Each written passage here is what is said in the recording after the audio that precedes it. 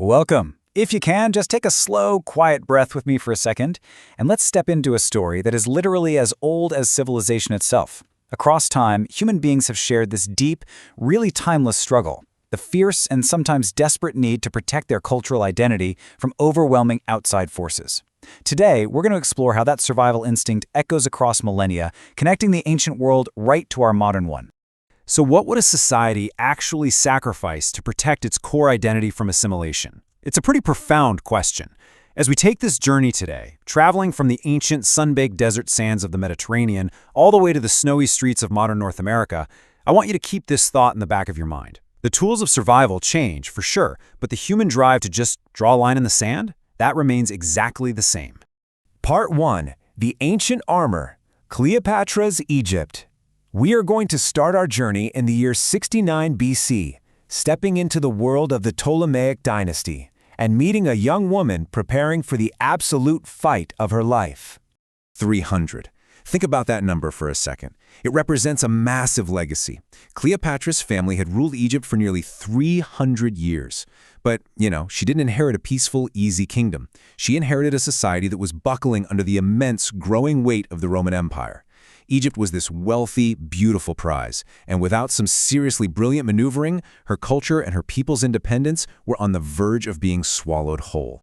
For Cleopatra, knowledge wasn't just power, it was literally survival.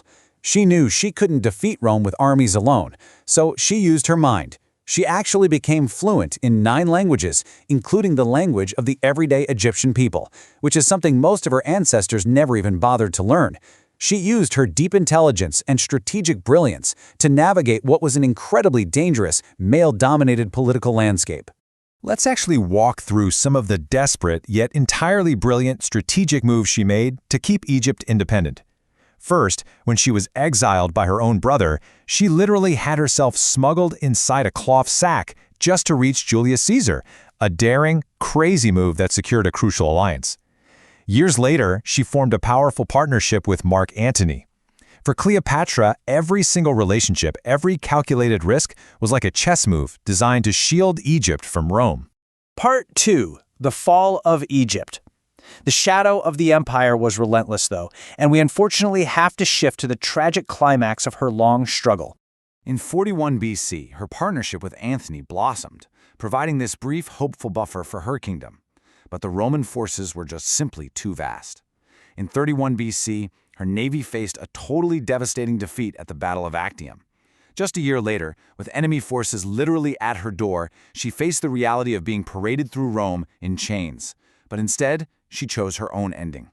At just 39 years old, she ended her life. The 300-year dynasty fell, and Egypt became just another province.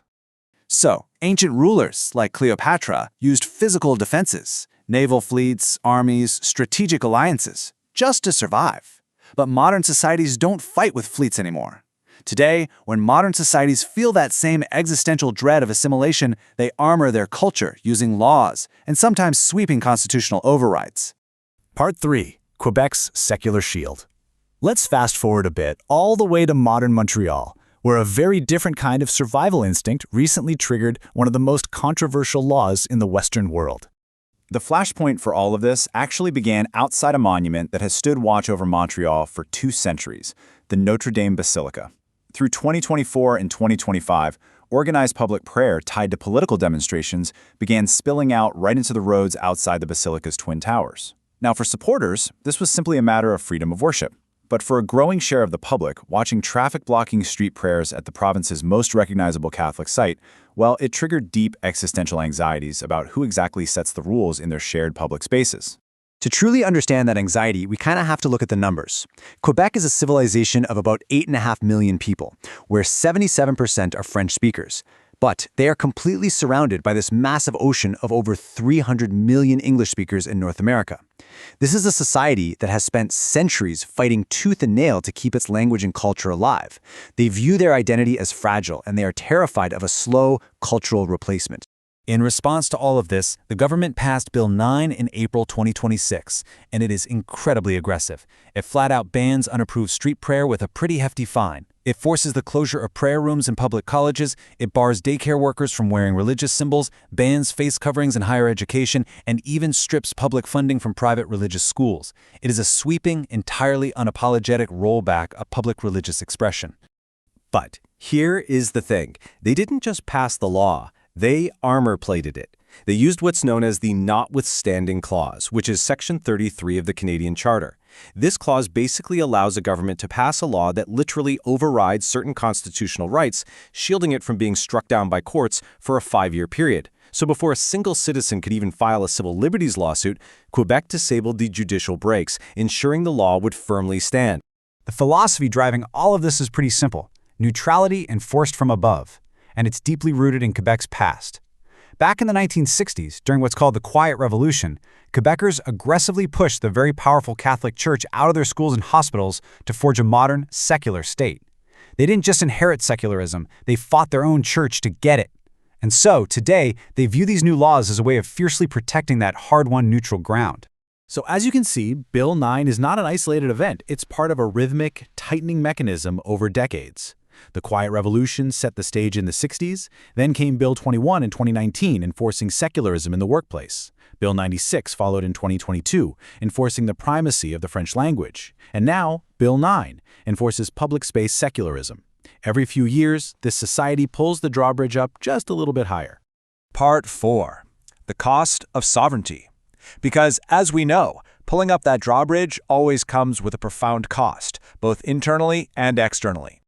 This certainly wasn't a simple case of one faith against another. While the provincial government and rural voters heavily supported the law, the opposition was incredibly diverse. Minority communities and civil liberties groups fought it, as you might expect, but remarkably, Quebec's own Catholic bishops came out strongly against it too, warning that a ban on public prayer tramples fundamental freedoms. It proved that the state's secular boundary really made no exceptions for anyone.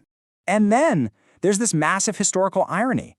Premier François Legault, the man who actually championed this huge cultural defense mechanism, watched his political floor completely collapse beneath him. Just weeks after signing Bill 9, the most far-reaching secularism law in modern Canadian history, he abruptly resigned. His party had just cratered in the polls, he fired his parting shot to protect Quebec's culture, but he did not survive politically to see its long-term effects. But you know what? The cultural anxiety that fueled him is only growing. 56%. That's the recent polling showing youth support for completely separating from Canada to become an independent nation.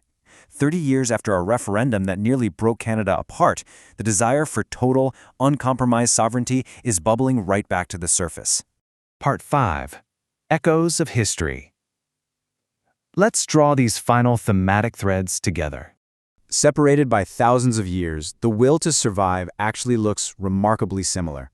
Cleopatra used every political tool at her disposal to maneuver against Rome, desperately trying to keep her people free. Today, Quebec is using aggressive legislative maneuvering, literally overriding its own constitution to preserve its secular French culture from being completely absorbed into a multicultural North America. Both felt that existential dread of being erased. Both drew a firm line in the sand. And so, I want to leave you with this deeply complicated question to ponder. Was Quebec simply defending a way of life that others have been too timid to protect? Or, by disabling constitutional rights, did it cross a line that no free society should ever cross, no matter how noble the reason? The lengths to which a society will go to survive are breathtaking, and honestly, sometimes terrifying. Thank you so much for joining me today. I'll see you in the next explainer.